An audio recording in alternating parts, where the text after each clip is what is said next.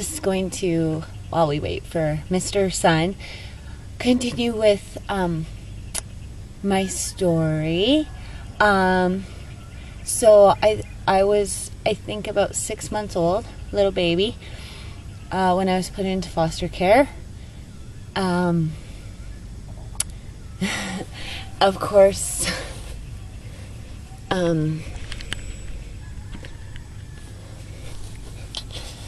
course, Cliff ended up in prison, obviously. My mom, she had to get her act together to be able to get custody of me back, which she did.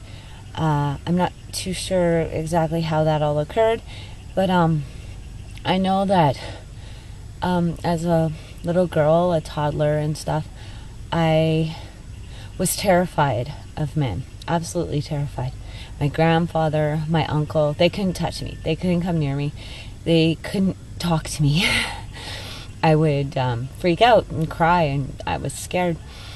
And when I was about 2 years old, I guess, my mom went from Lloydminster, Alberta to Camrose, Alberta, where she met LJ Bannock, who I wasn't afraid of.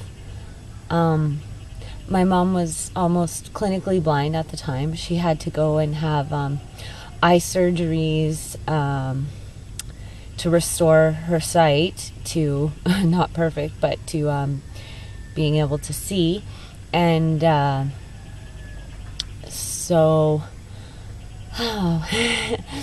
when she met Laurie, apparently she could hardly see him.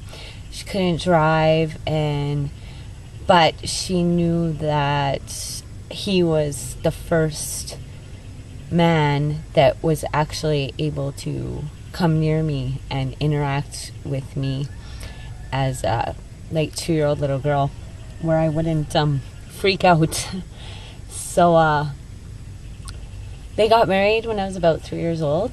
I remember riding around the dance floor at the wedding with this little toy horse that was on wheels, and that's basically all I remember about it. I was the flower girl at their wedding, and from there I just proceeded to have the absolutely best childhood with my younger sister. She was born shortly after LJ and my mom got married, and yeah, we just had an amazing childhood with a stable home and loving parents, and our family and friends were always really close to us, and we always went on vacations and did really fun things. Me and my sister were ballerinas and brownies, and I didn't really get into sports too much, but yeah, I had pretty freaking amazing childhood. And yeah, I'm just really grateful for that. And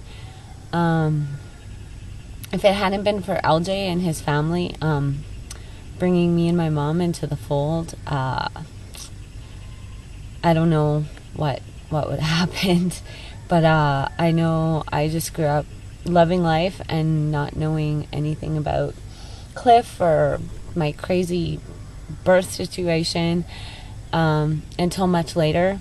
And then when I was about 10 years old, my mom and dad sat me down and had a conversation with me that pretty much changed the course of my life.